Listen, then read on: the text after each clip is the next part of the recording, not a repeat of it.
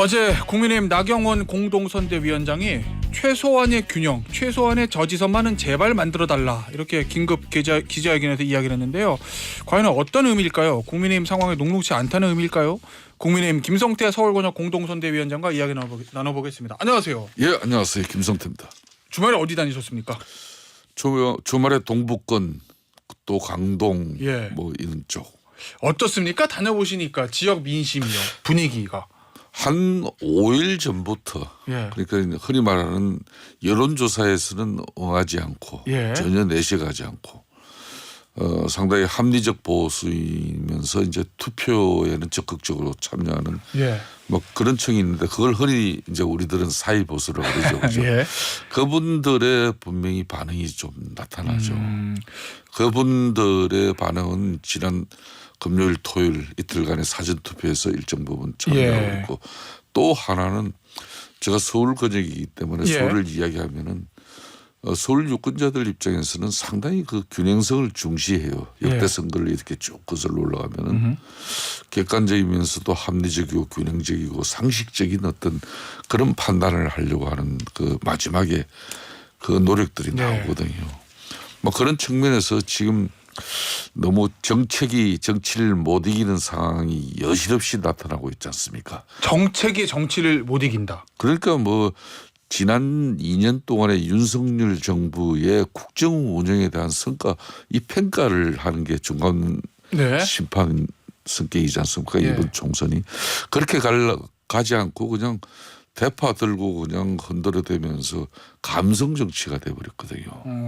그러니까 이런 정치가 이제 정책적인 우리 유권자들의 눈과 귀를 다 막아버렸습니다. 예. 그렇기 때문에 이제 아무래도 집권당 입장에서는 그래도 정책으로서 잘한 건 잘하고 못한 건 못한 것으로 평가하고 싶은데 그거는 전체 유권자들 판단에 한 10%도 안 되는 것 같아요. 예. 그러니까 민주당 입장에서도 끊임없이 그냥 국민들의 팬덤 진영 정치만 추구하고 또 그런 이슈들만 계속해서 부각시키고 이런 거죠. 그 얘기는 정책을 정치가 덮었다 그 말씀은 정책이 정치를 못 이기는 못 상황이에요. 예. 정치가 정책을 덮어버린 거죠. 예. 다르게 해석하면 그러면 이제 정권 심판론이 높은 이유가 윤석열 정부의 2년 동안의 정책에 대한 심판이라기보다는 예를 들면 윤석열 대통령의 스타일이나 뭐 이미지 예. 거기에 대한 부정적 평가가 높은 거다 이런 말씀이세요? 그런 거죠. 가령 윤석열 대통령의 국정 2년 중에 지금 현재 상당히 집권당 국민의힘은 국정 운영에 대한 무한 책임을 져야 되는 정당이에요. 그런데 이제 한 두 가지를 제가 짚어보면은 윤석열 정부 입장에서는 이번 총선에 역대 한 20여 년 동안 총선 앞두고 역대 어느 정권이든 쉽게 말하면은 서민 생활 물가 안정이다 뭐 생활 보호다 뭐 해가지고 문재인 정권 때에서 무려 한 100만 원씩 풀었잖아요. 전국민 재난지원금 말씀하시는 거죠? 재난지원금을 통해서 뭐 그렇지만은 작년 6월 달에 윤석열 대통령 같은 경우는 국가재정전략회의를 통해 가지고 건전재정을 통해서 긴축재정하겠다. 즉 문재인 정권 때 400조 5보째 국가 부채가 너무 포퓰리즘식으로 남발해 가지고 국가 재정 건전성이 엉망이 돼버렸다. 자기는 선거 져도 좋다. 그렇기 때문에 뭐 허리 말은 매표 예산 안 쓰겠다. 그런 재정 안 풀겠다. 이런 건 설마 했어요 나는 작년에. 그런데 올해 선거가 계속돼도 그거 그대로 지켜지고 있죠. 또 한 가지 봐요. 의대 정원 문제는 의료교육의 가장 본질이고 이게 37년 수건이에요. 정부로서는. 그런데 이것도 뭐 2,000명 의대 정원 대못을 받고 뭐 교육부에서는 학생 배정하고 뭐 이렇게 쭉 하는데 사실상 이 의료계의 완강한 이 저항에 총선 어려워질 수 있고 그런 거 뻔히 아는데도 이 원칙을 지켜도 강발인 겁니다. 이게 이제 이런 내용들은 사실상 선거로서는 집권당 입장에서 어려워지죠. 이런 이제 윤석열 대통령 국정에 대한 진정성을 우리 국민들이 그게 옳고 그러고 뭐 그 진정성을 이해해주고 판단보다는 그게 아니에요. 그냥 대파 흔들어 버리지 아까 얘기했지만 양평고속도로 이야기하죠. 예? 알겠습니다. 그럼 어쨌든 이런 상황에서 한 이틀 남았잖아요. 오늘 내일. 예. 그럼 마지막에 국민의힘은 그런 부분을 좀 반전시키려면 어디다가 그래도 좀 집중하고 계세요? 마지막 이틀 남았는데. 그러니까 이제 지금 의료계획 의대 정원에 네. 이런 불가피성도 이야기하고 건전 재정을 위한 이런 정부의 일관성 유지라든지 네. 그리고 이제 사회적 이 갈등 폐해들 가령 노조 네. 회계 투명성 확보라든지 공설 현장에 뭐는 잘못된 그런 불법된 간행 이런 거 법치로서 바로 잡아갖고 예. 이런 걸 좀 더 강화하면서 결론은 제가 볼 때는 예. 수도권은 후보 개인기예요. 이제. 아 지금은 지금은 후보 개인기. 그러면 이제 예를 들면 정권 심판론이 높은 상황에서 구도는 지금 정해졌기 때문에 네. 후보 개인기로 뚫고 나갈 수밖에 없다. 그러니까 그렇습니다. 3에서 5% 네. 차이를 격전지의 경우에 네, 그런 그렇습니다. 얘기십니까? 그러니까 이제 이미 뭐 저쪽에서 대파 흔들었는데 우리가 사과하고 뭐 바나나 가지고 흔들고 뭐 버카로스 이런 거 사모으면 되냐 그래도 우리는 벌써 늦잖아요. 예. 또 한편으로는 뭐 지금 이조 시대 심판하자 예, 그러지만 이조 심판론. 예. 이런 것들이 좀 뭐 그 결론은 정권 심판론에 그냥 다 붙여버려요. 그 그리고 구도를 심지어 뭐 한동훈 위원장이 야심적으로 예. 정말 승부수를 띄우는 국회 세종시 이전 예예예. 뭐 이런 것도 반나절 이슈로 그냥 끝나버렸거든요. 안 먹힌다고 보시는 거예요? 그런 거죠. 그런 게 철저하게 이 정책이 정치를 못 이기는 그런 상황이 예. 이번 총선처럼 심각한 경우가 없었어요. 그렇게 우리 김행카께서도 예. 방송 진행하지만은 국민의힘이나 민주당에 뭐 이번에 국민들 총선을 통해서 집중적으로 복화시킨 뭐 이슈나 뭐 비전 뭐 될 수 있습니까? 못 되잖아요. 지금 그런 상황이에요. 예. 그 대파 논쟁 있잖아요. 예.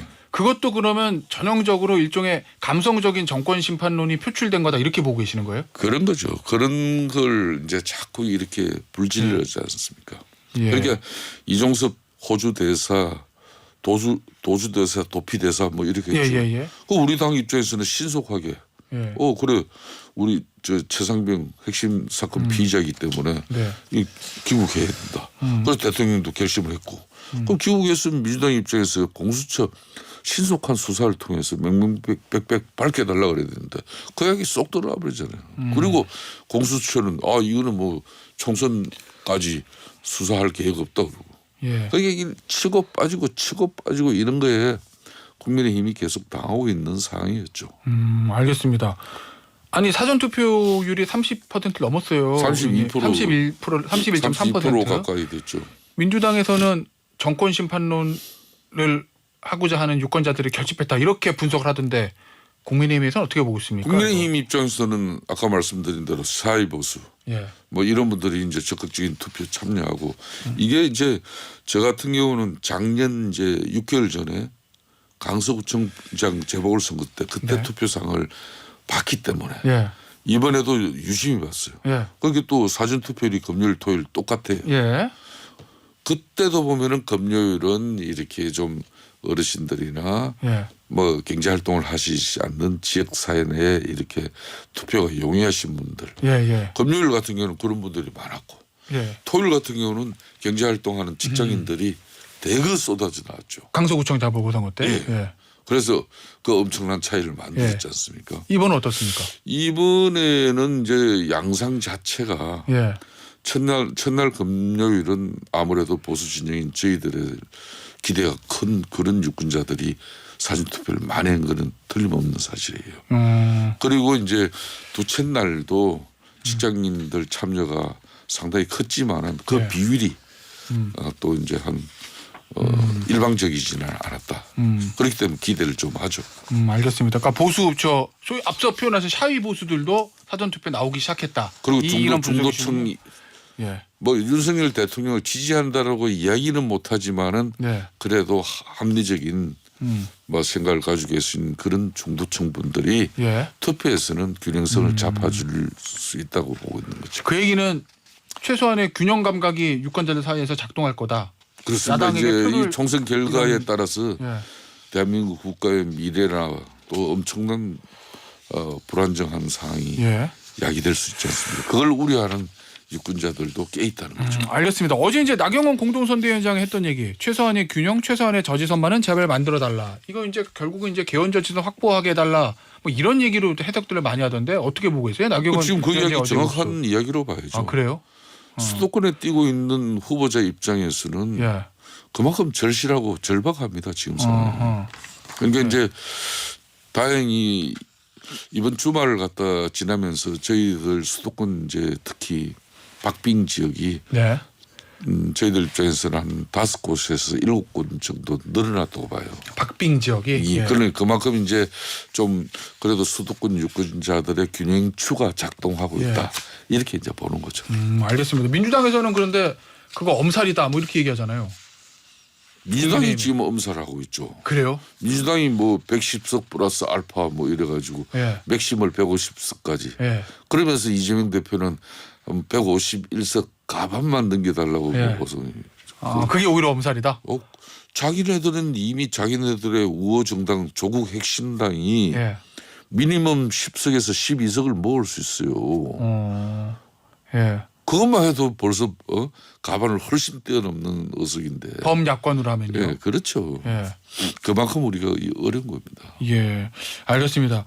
이 윤석열 대통령이 부산에서 사전 투표한 거 이거 가지고 민주당 쪽에서는 관건 선거다 뭐 이렇게 비판하던데 그건 어떻게 보세요? 그러니까 민생 투어 같은 경우도 대통령 입장에서 대통령실에서는 연초엔 의례적으로 하는 행위예요. 예. 역대 정권 다 했는데 예. 그것도 뭐 민생 투어가 뭐 800조 900조 뭐 국가 재정 남발하면서 그 한마디로 뭐 불법 선거 운동하는 거다 뭐다 해가지고 그것도 고발을 하고 그래서 그것도 중단하고 예. 그렇지만은 정부적으로 꼭 행사를 참석하고 또 이어져야 될 그런 창원 행사가 있었잖아요, 그죠? 예. 그래서 뭐 부산에서 한 거 가지고도 뭐 부산 유권자 부산이 어려우니까 대통령까지 동원했다고 비판하는 건데 그거는 적절치 않다고 해요. 알겠습니다.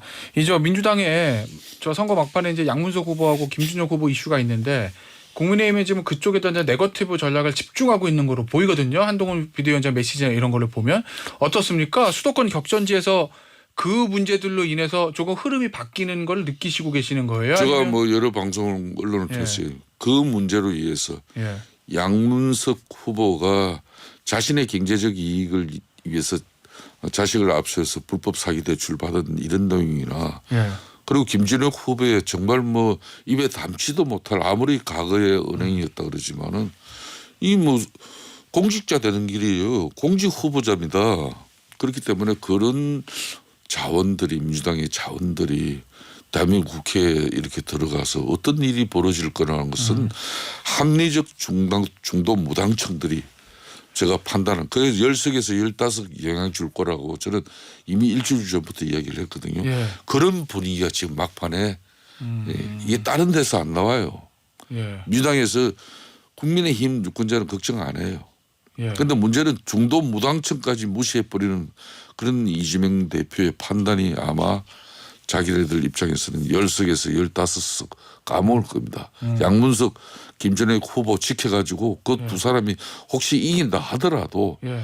2석 건지는 거지만은 잃는 거는 13석이 될 거예요. 알겠습니다. 앞서 그런 말씀하셨잖아요. 나머지 이틀 동안 지금 후보 개인기에 의존할 수밖에 없다라는 그런 취지의 이야기. 그럼 소위 말해서 국민의힘 입장에서는 이 한강벨트가 서울 또는 전국적으로 제일 격전지고 중요한 지역이라고 국민의힘에서 보고 있을 텐데 그럼 거기서 당선자를 내기 위해서 중앙당 차원에서 할 수 있는 건 없다는 말씀이세요?